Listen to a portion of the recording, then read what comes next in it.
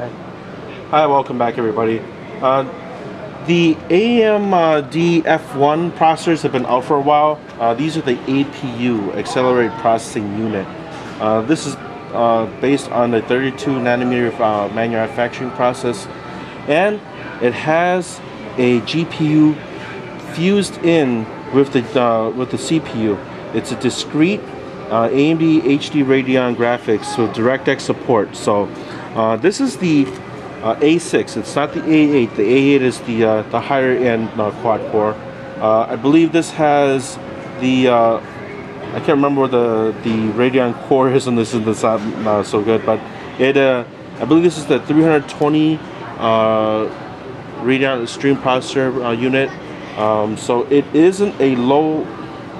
It would be what we would consider a mid-range card, in my opinion, because it's not by any means a low-end card like a 4200 or a 5450 or anything like that.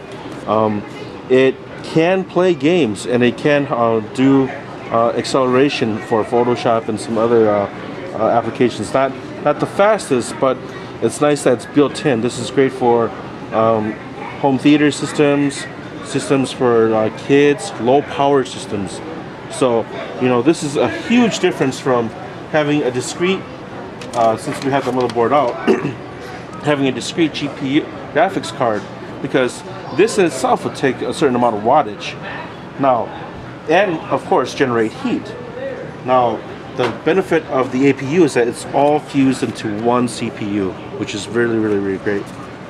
This will be the first time unboxing it, and I think it's kind of a weird people unbox them without motherboards, but what we're going to do is we're going to unbox a motherboard that will accept this APU, ASrock's A55 Pro 3.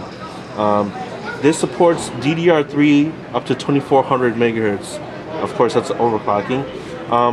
These processors natively, I believe, support 1866 megahertz RAM.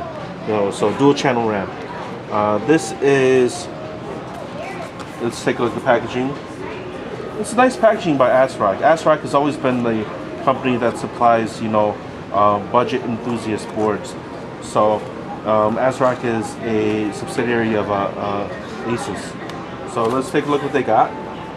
Let's see, I/O board or I/O plate, which is pretty generic but does its job.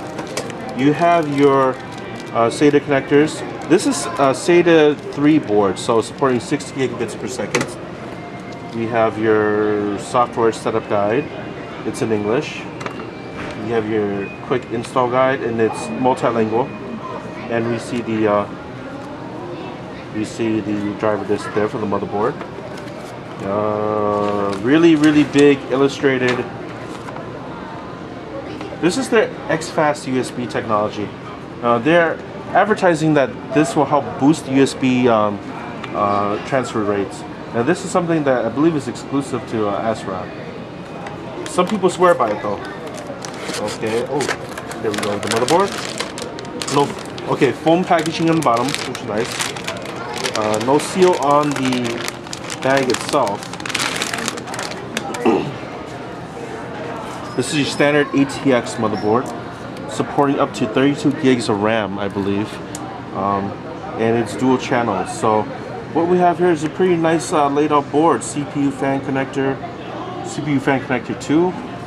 We have a 8-pin power connector, so for those who want to overclock, I believe. Power connector here.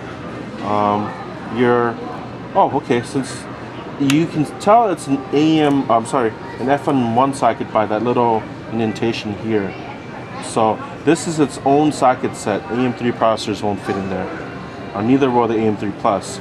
And here we see they continued with that universal mount bracket for CPU cooling fans.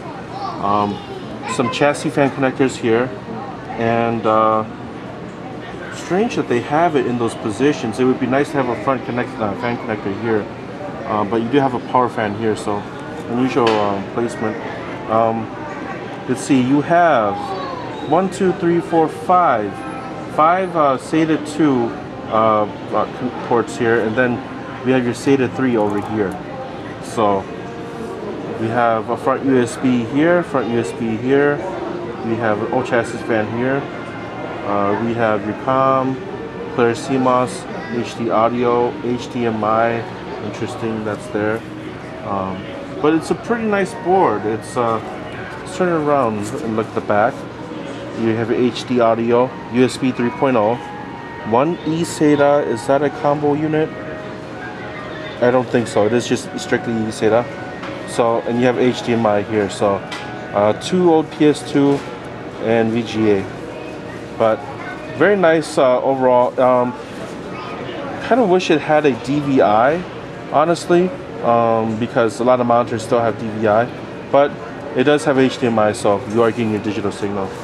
So, but thanks for taking a look at our video and our unboxing here. Any questions or comments, place them at the bottom of the video. Thanks.